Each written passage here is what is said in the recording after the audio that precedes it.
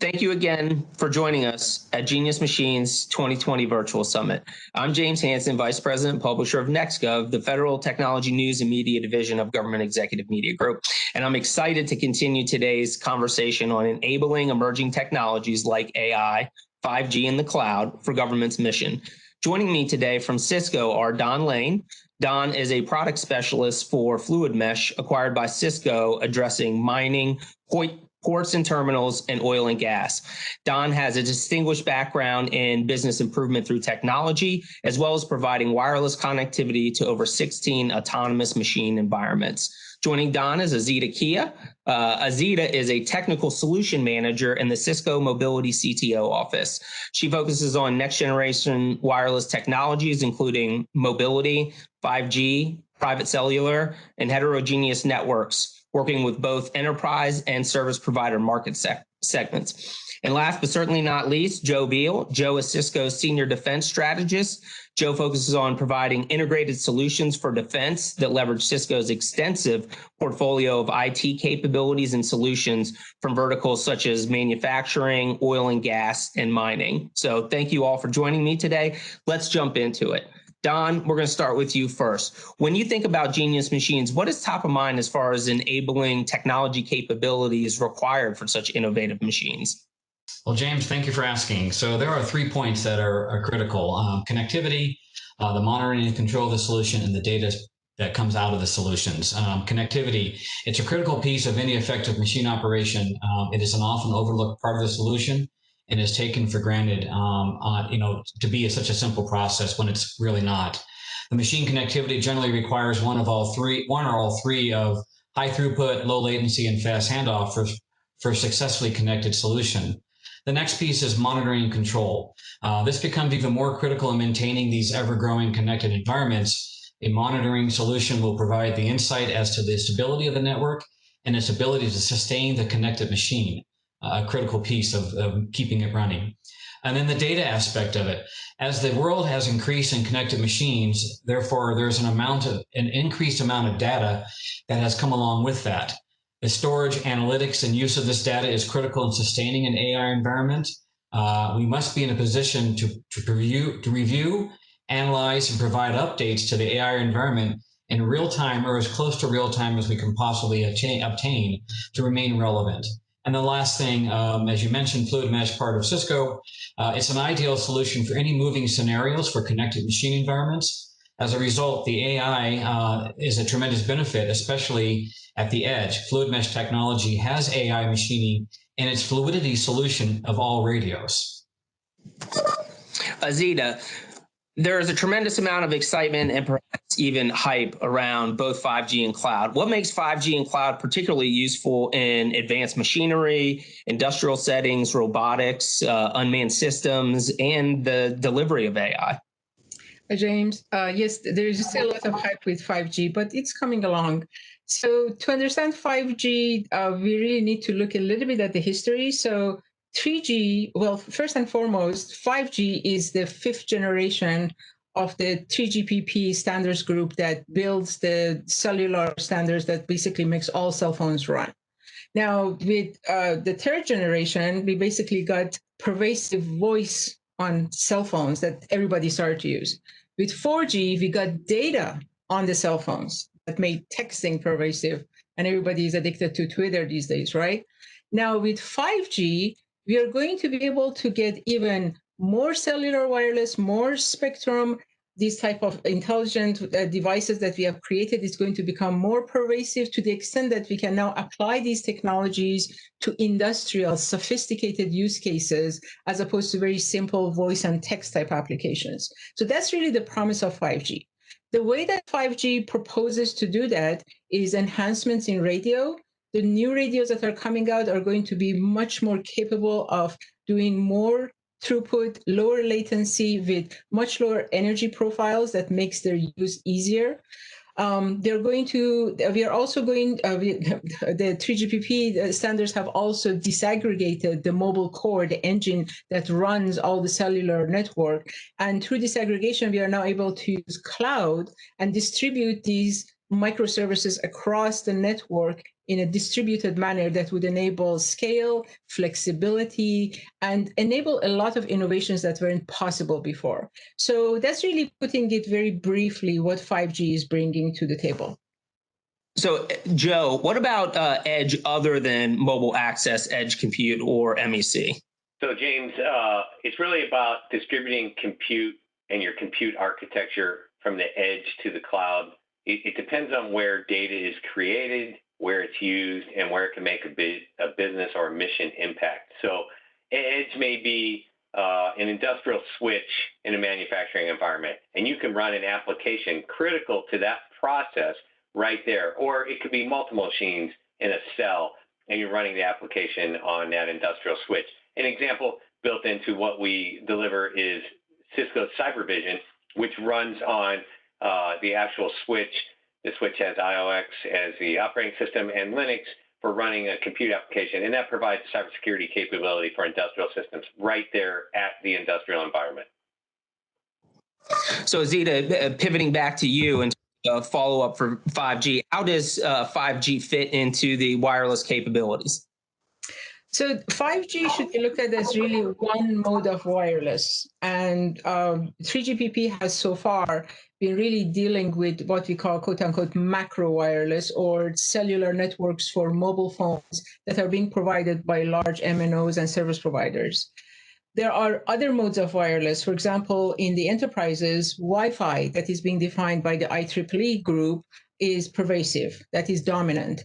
And then there are still other wireless modes for IoT and for even smaller, closer distances, like, all our cell phones are working with Bluetooth, or BLE is another standard that ATIS defines. So all of these groups of wireless have to be really looked at together in order to be able to provide a coherent experience for the end user and to enable the type of applications that Don is talking about to run on top of wireless networks.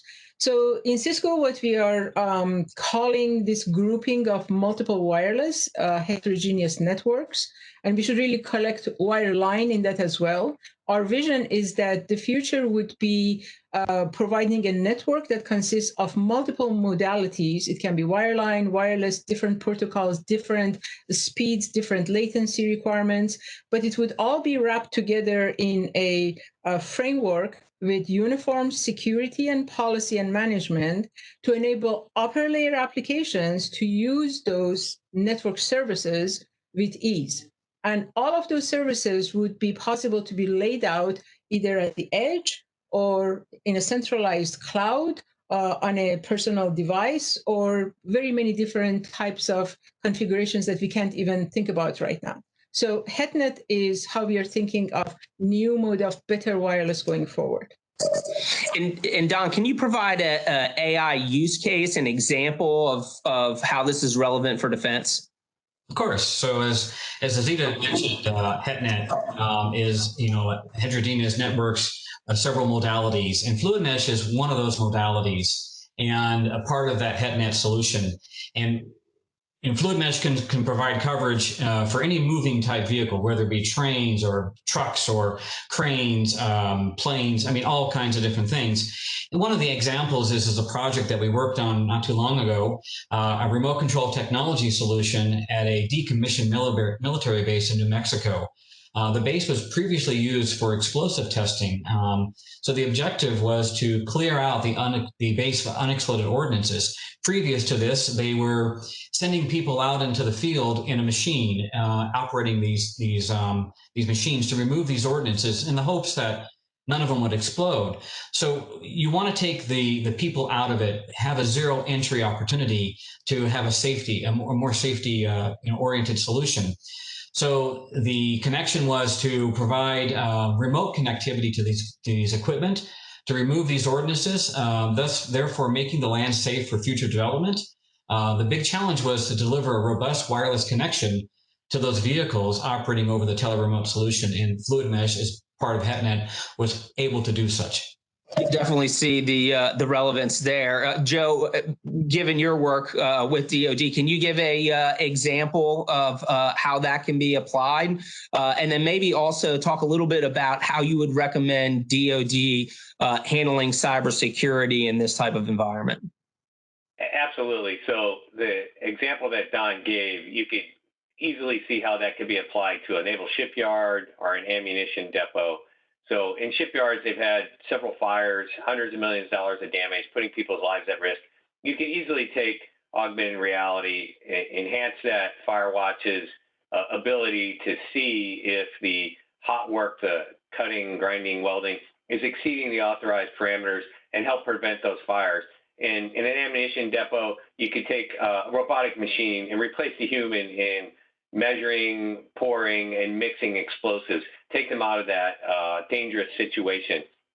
And these are operations that are critical to generating readiness for our military forces. So they're key to be secured to protect their efficiency, make sure we do things properly. So I would highly recommend a zero trust architecture approach for cybersecurity. And when things are absolutely classified or very sensitive, you want to protect them, you can use the National Security Agency's Commercial Solutions for Classified program to protect them using 2 layers of commercial encryption to provide a Type 1 equivalent. Yeah.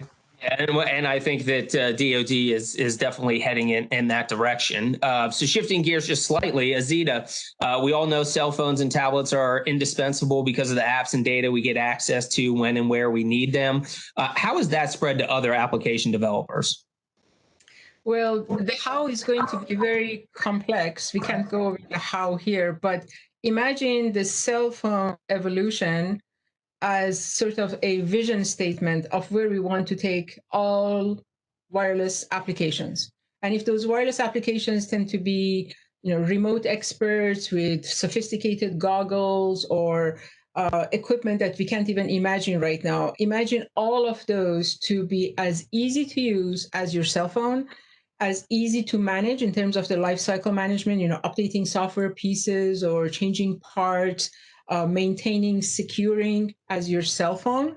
That is really the direction that everything is going. And let's just leave it at that. The how is yet to be fully imagined, but there are various tools in our toolbox that we are starting to use in order to enable that type of a sophisticated, very highly automated and easy to use set of tools in industrial space.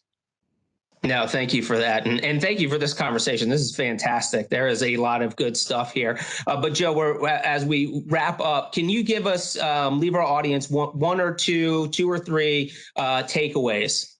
Yeah, absolutely, James. So I would summarize this conversation and the things that Don and Azita and I talked about in 3 things: connectivity, a distributed compute architecture, and zero trust security for cybersecurity. The connectivity is absolutely critical. A heterogeneous networking environment that gets the connectivity to where the data is created, where the application is run, connecting the people, the machines, and the processes, and enabling you to do that monitoring and control and that feedback to make sure your network is aligned to your operations and you're getting the data out and using it. The distributed compute is really important. You can enable microservices right at the location where data is created or the application is performed. You can use the cloud where data aggregation may be more important, or you're looking at things over a long period of time. And you can bring AI to bear across that distributed compute spectrum. DoD is doing it today. That's going to continue to grow. That intelligence in our operations is absolutely critical. And then zero trust. You've lost the perimeter. Identity is that new perimeter. It spans from the edge to the cloud. So it's critical to have a zero trust architecture, role-based access, layered security that goes from the edge to the cloud. And so it's important to think about that as you build this architecture, build your zero trust security architecture with it. Thank you, Joe, and thank you, Don and Azita. Great conversation.